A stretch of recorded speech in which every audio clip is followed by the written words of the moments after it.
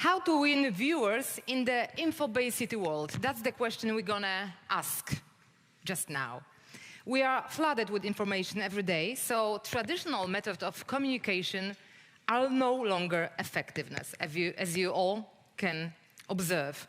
But storytelling, that's the different story. And we have here Dr. Story, Miss Monika Górska. She's a PhD, known, as I said, as Dr. Story.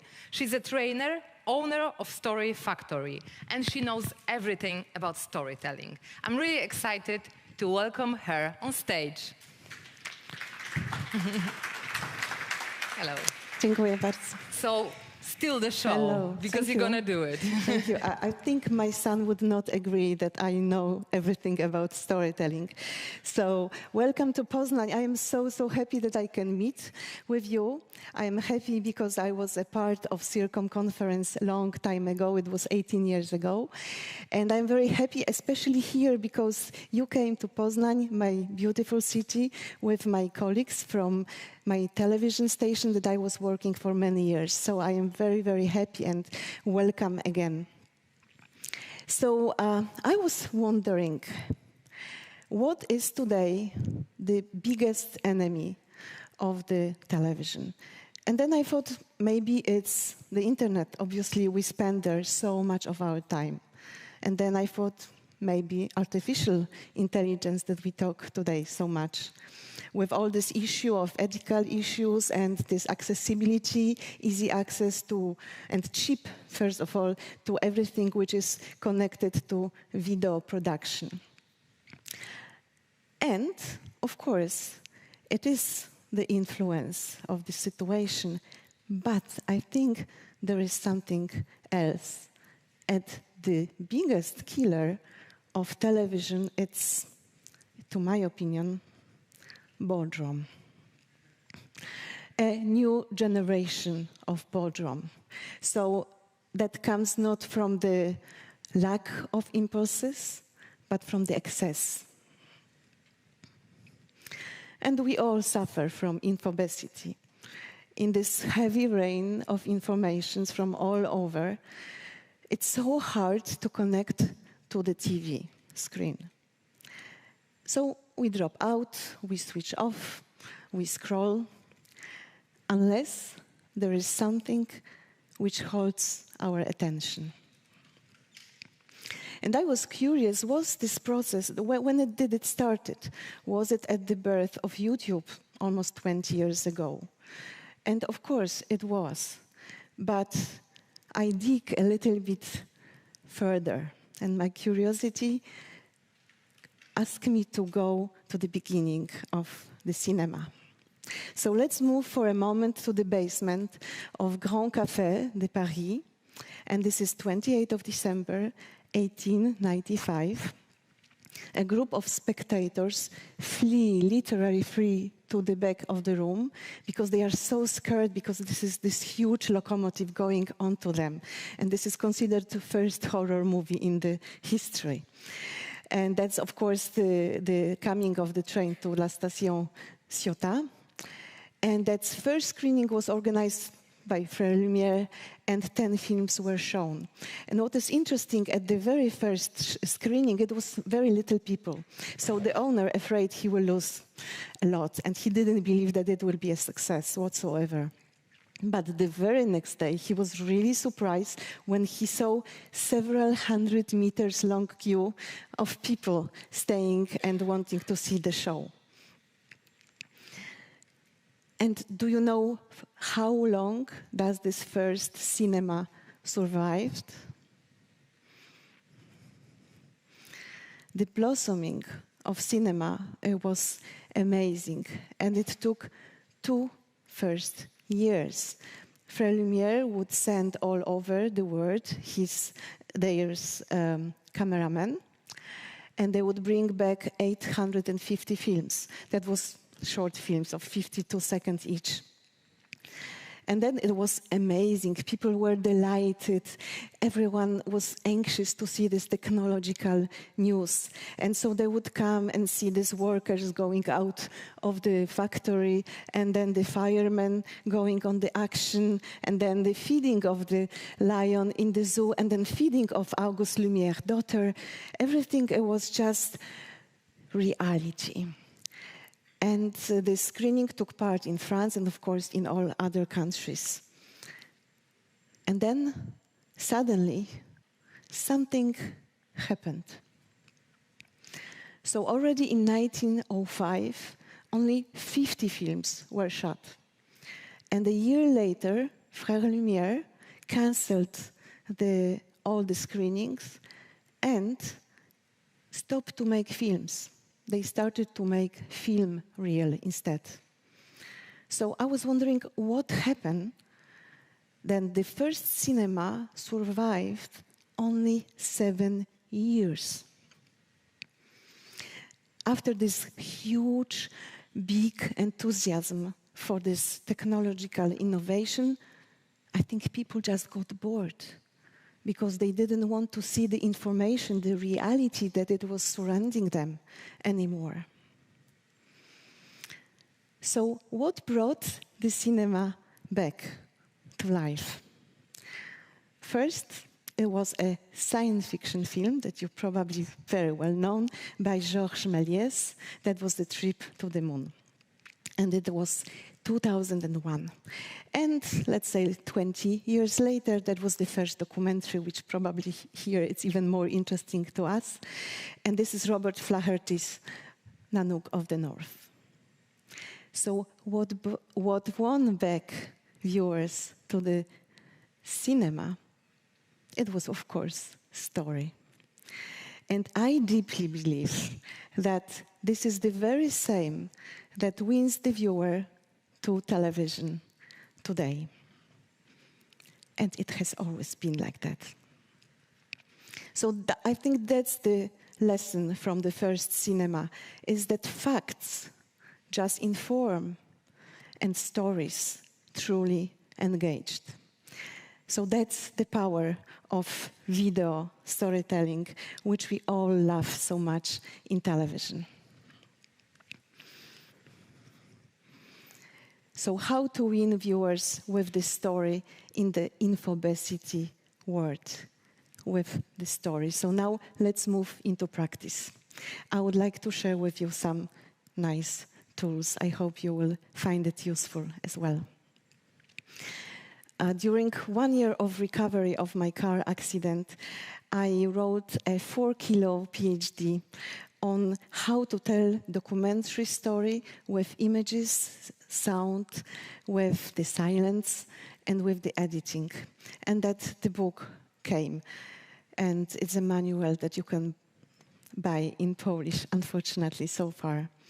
So I was thinking, I don't know if, because, okay, I was preparing this presentation and I thought, well, gosh, Monika, but they know all that. So how you want to tell them everything about storytelling? They are really good journalists. They are people of great experience. So I was, okay, let me just share with them, okay? If you don't need them, just throw it away and pass to another story. But I just thought maybe you will find it useful. And maybe that will work.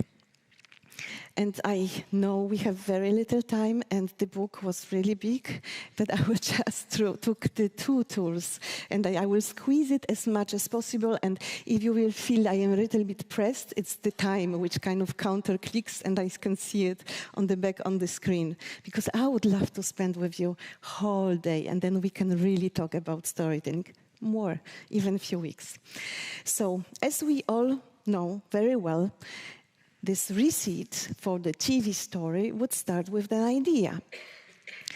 And as Marshall McLuhan told once, and I really like this definition, it's creativity is to see something that everybody sees as the ordinary in an extraordinary way. So we know that this is so important in television, this very observant look into reality. And then we don't even need the big budget or very complicated video production, although it's nice to have it. But yeah, so I was thinking, okay, let's go to idea first. And I just want to make a little disclaimer. Okay, maybe you, as me, don't like commercials, especially in television. But for the reason and the purpose of this presentation, I took the greatest example of commercial because they are short and because they cover the topic so well. And I chose the ones that got the most of the viewers all over the world. So I would say everything that you will see here went into millions and millions of the viewers. So I think that will be a good example, and then maybe we can even learn something from commercial as well. So, the first film that I would like to show with you, little story commercial for Swedish newspapers, newspaper The Expressen. Okay, I want also to say, you probably know these stories because they are old and they are really proven, but that's even better because then if you will watch them again, then you will see the things that I am going to say about in a new way. So the one that I am thinking about won Golden Lion at Cannes Festival of Creativity, and this piece is all about idea. And it was done by Ronneberg and McCain Erickson for Expressen. Now, I know that here is a very multicultural, multinational audience, so please forgive my spelling and pronunciation. Anyway, I could not do it even in Polish because I have dysnemia. So that's the sickness that I invented myself because I cannot remember the names. So let's see it.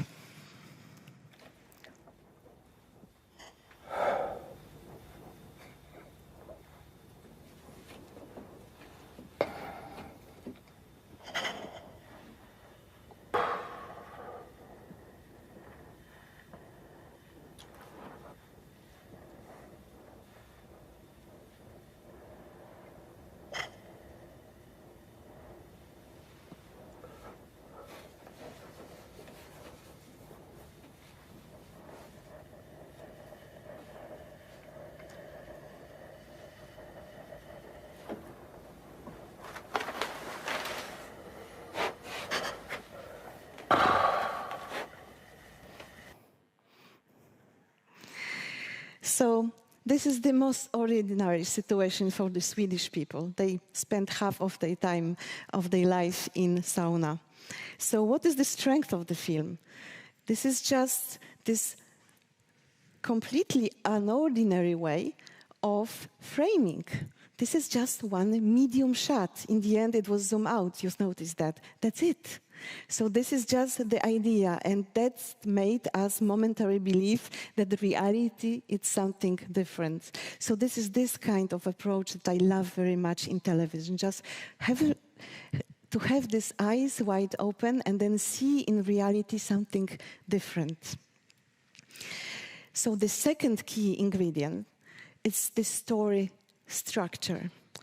And through the history, and a lot of people contributed to this field. So it would start, of course, from Aristotle, and it will go through different creators, and then it will probably not finish, but my cornerstone that will be Robert McKee, who is the man behind the success of Forrest Gump. So they all were doing models of story structure. And so I am aware that I'm sitting on the giant's shoulders, but I did come also with my own. And I was teaching that at university, and then I was teaching students in my storytelling school. And so, because I was student not far ago even, because I did the very late studies of coaching recently, so I was thinking, how can I simplify the story structure in such an easy way so almost everyone can follow? And this is the story structure which works perfectly in oral language, written language, and the film language. It's really the same, I checked that. So that's what I came with, and then tell me what you think. So I called it Sykomor. Sykomor is this beautiful tree that is so easy to sculpt, and it's so everlasting, like the Egyptian sarcophags. And that's exactly as the story are. So it's an acronym for 4 stages of making the story structure. So the first will be situation, then complications, then moment of change, and then resolution. I think you probably and surely know that very well yourself. So what is the first step? And this is really crucial for all story. We always begin with the end. So we have to first, before shooting any story, ask ourselves, what is the message? What is this one phrase that I would like that it will remain in the head of our viewer? Why should I spend and take someone's time to watch it? The message, the key ingredients, and then we can see backwards or further and then search for the illustration for our story. That's a finding of my long years of making films. So then we go to situation. That's the first stage. It's not very sexy one, as you know, but we have to tell all this information somewhere. So that's the situation set up. So we have to show when it is and where it is, and then the hero. Who is he? And the way we do it, of course, is through the images and situation that will show in the shortest time the most of who he really is. And of course, that's not the story yet. The story starts when this hero has a name, has a purpose. Maybe it's something that he needs to achieve. Maybe it's something that he dreams of. Or maybe it's something that he wants to escape from. And it can be as easy as a happy life. But of course, when there is a strong need and the stakes are high, that's where really dramatic story starts. So the action starts, and then what happens? Well, if he will fulfill and achieve his dream straight on, of course, we wouldn't have the story. That's for you know also from your experience very well. So what do we need? Do we know what is it in the picture? It's the waiting room and a reading room of a passenger ship that left England for New York the 10th of, it was April 1912. So you know that unfortunately after 4 days, a serious obstacle stood on his way. So just before midnight, the ship hit an iceberg and sank 3 hours later. And with that, 3/4 of passengers. So what would be Titanic today without an iceberg? With all due respect to the victims, I think you would not remember, and I would not remember its name, because at those times there were other ships, gigantic and Olympic, and who knows their name? So that's the key for the complication. Every story has to have his iceberg. So we move to the second part of our story structure, and this is the complications. And complication is all obstacles and conflict, internal and external. And if you know the story of Little Red Riding Hood, that's exactly what happens. So Little Red Riding Hood was walking through the forest. And suddenly, from behind the bushes, a wolf jumped out. So this is really all about our stories. We need to have several of those. Suddenly, from behind the bushes, the wolf jumps. So that's really the secret of compelling story, and the stories that people will not switch off, will not scroll, but they would like to keep and be with that and know what will happen next and what will happen next. So antagonist, it's not the enemy. It can be just the opponent, someone who wants that aim as much as we do. And now there are two kinds of antagonists. First is the external, which is obviously, it can be a man, it can be fate, it can be government, it can be financial system, it can be weather like tsunami, or whatever which will from outside will try to keep out this hero to achieve his goal. And then we have the really beautiful one. I mean, beautiful, I say for the story's sake, obviously in life, those real story, this dramatic story are not so nice to survive and to live, but for the story, it's great. This internal antagonist. So it's maybe our character, the convictions, maybe some sickness, maybe some dependencies, everything which stop us. And this is, of course, a challenge to show it, this internal conflict on the screen of television. But as I know, you're doing great. So then the important thing is that when we come to the end, we try to graduate these obstacles. So we start with the little one, and then we add the more and more. And the key is that just before the moment of change, you'll stop for a while, and in the films you see it, yeah? It's the scene of hero dying. And he dies, and he is really like dying, and the camera shows that he doesn't move at all to make us believe that he really is dead. And then suddenly something happens, and he kind of goes back to life. So we also want to do it with our story, to pause, to kind of make this gratification a little bit further. And then the moment of change comes, and this is this turning point which makes this situation completely different. So that may be an intervention of some man or God, or a situation, mentor, a book, some phrase that someone could learn. And this is really important also to show that moment. Now, when we are really lucky, we are filming the hero when it is going on, which is really luck, because usually we don't have such opportunities, so we have to recreate this moment of change. That's a little bit tricky, but still, with that in mind, it can be much easier. So then we come to the solution.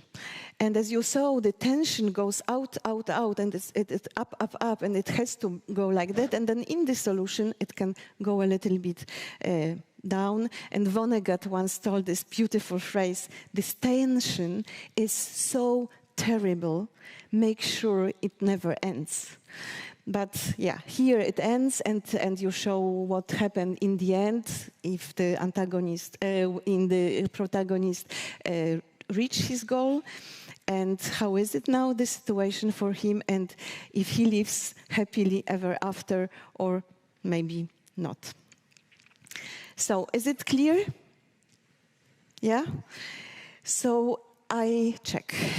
Let me check. So I will show you a very short little commercial.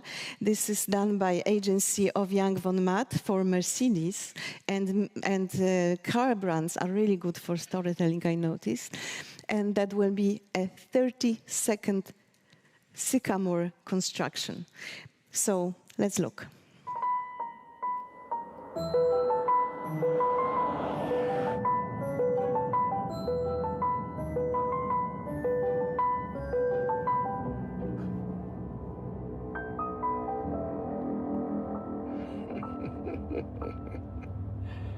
Sorry.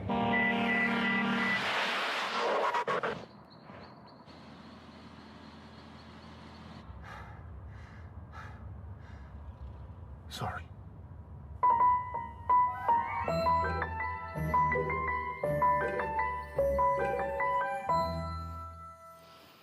Okay, did you see the Sykomor here? Yes? Because we can check now with the second screening, you want? Okay, no, let's go out. No, maybe we will.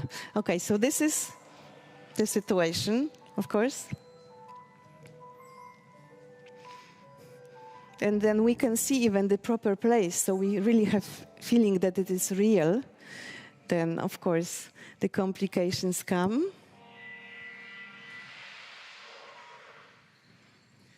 And then, moment of change. And here is the resolution. In commercials, sometimes resolution is just by the, it's not very sexy, it's just the words. Okay, so now, how to make, I still have a little time, so I'm very glad because I was afraid that I would not come to the second part, and I really want to share that with you. How to make an ordinary story an extraordinary story. Because so far with Sykomor, you can really do any story. But now that's the last touch.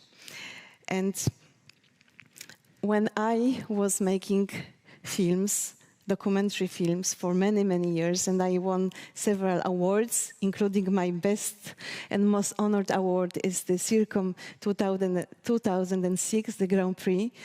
So this is why I'm so happy to see you also. So I had this, okay, so I was doing these films, but also I was jury member. So I had this really kind of obsessive idea and question in my mind, is there any like magic formula? Why one films win and the other don't? I mean, is that something that really kind of can make a film win? And I spent a lot of time on that, reading books and screening the films. And then finally, I discovered that. And it's the secret sauce, I call it like that, of storytelling. And this is really, really simple. And I am really ashamed that it took me almost 20 years.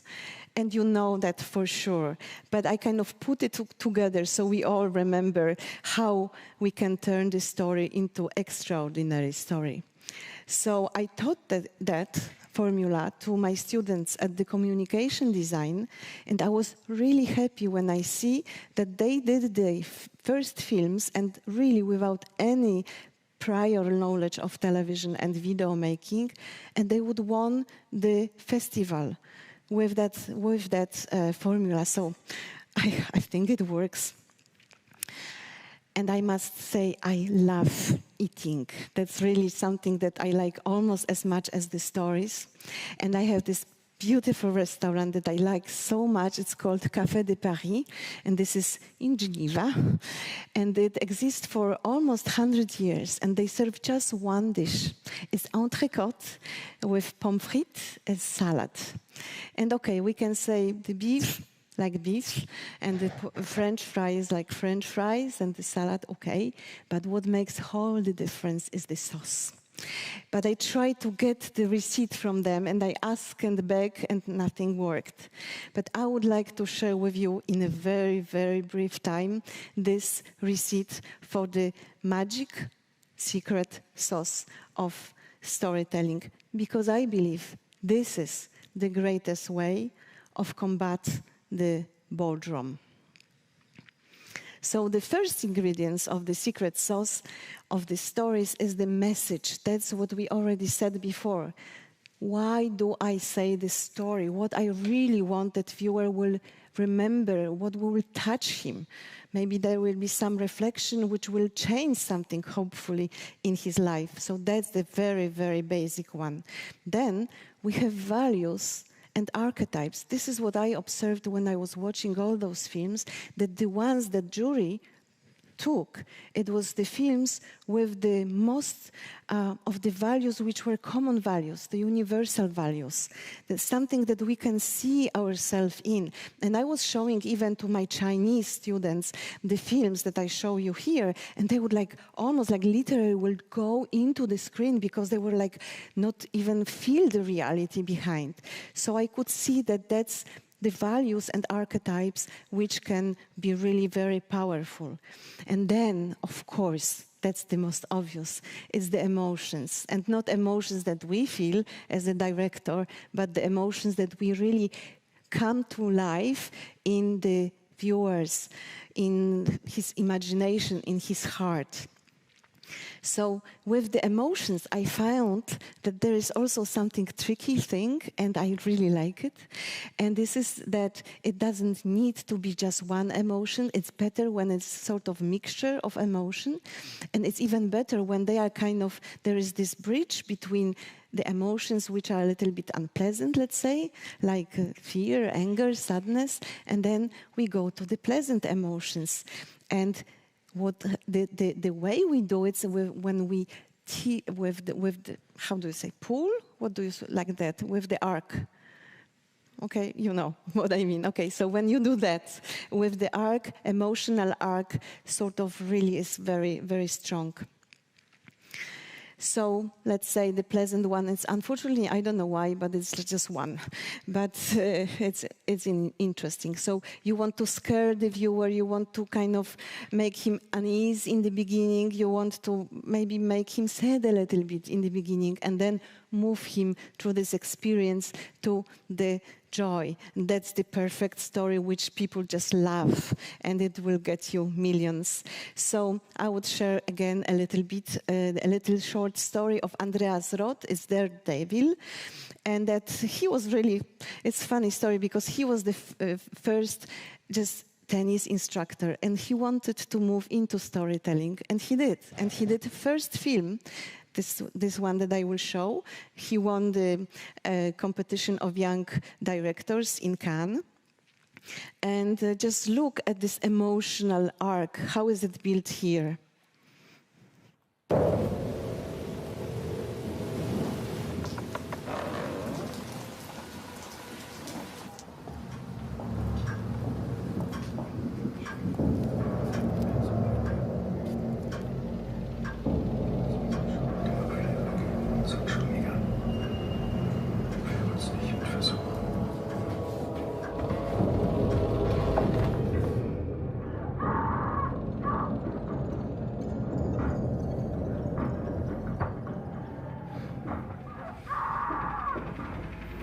Of course, that's the Exorcist allusion.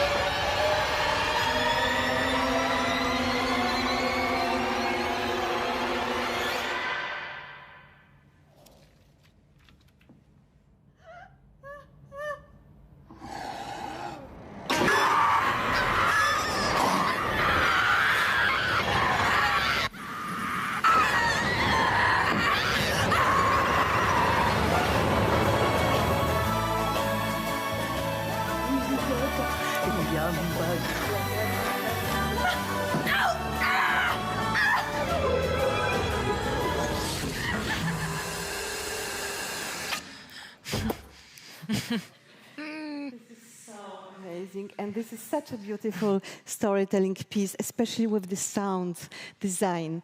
And no wonder that it won 30 million, over 30 million of screening. And this piece is in MoMA official exposition. So just imagine just one first film, even commercial, because this is what storytelling is all about.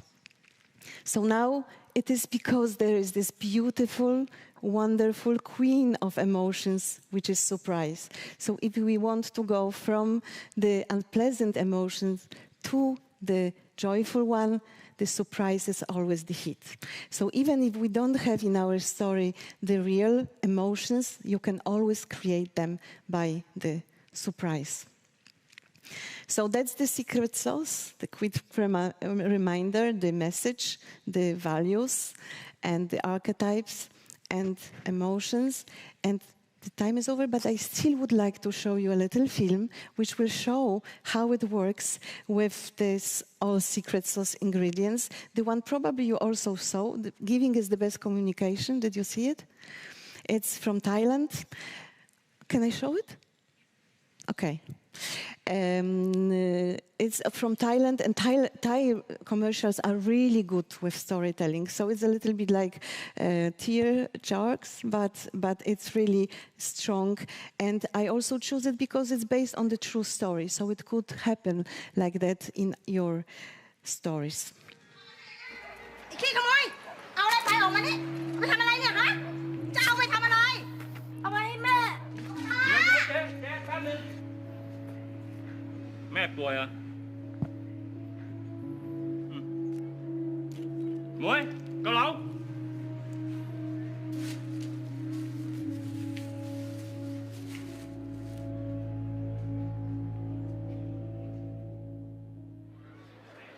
จ๋อนั่งเลยครับนั่งเลยป๊าจัดไปสั่งมาเร็วต่อ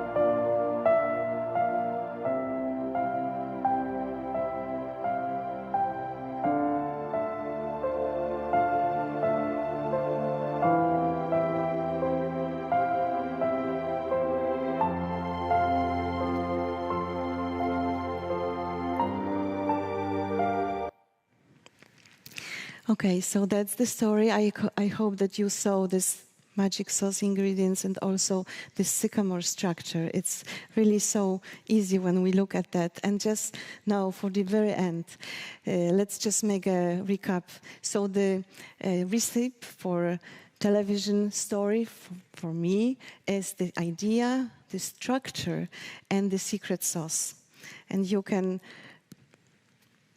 have all the ingredients necessary to make your another story, maybe with this, just remembering this little meeting here today, and maybe you even win the next year CIRCOM Grand Prix with those story. I wish you very much. And then just for the end, last thing. I hope you are not so hungry for lunch only, but also for something else. And I would like to close with this little commercial, very short one, from Nike.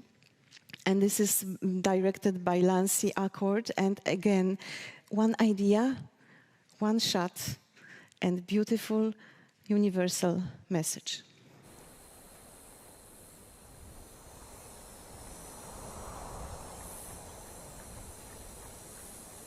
Greatness, it's just something we made up. Somehow we've come to believe that greatness is a gift reserved for a chosen few, for prodigies, for superstars, and the rest of us can only stand by watching. You can forget that. Greatness is not some rare DNA strand. It's not some precious thing. Greatness is no more unique to us than breathing. We're all capable of it. All of us.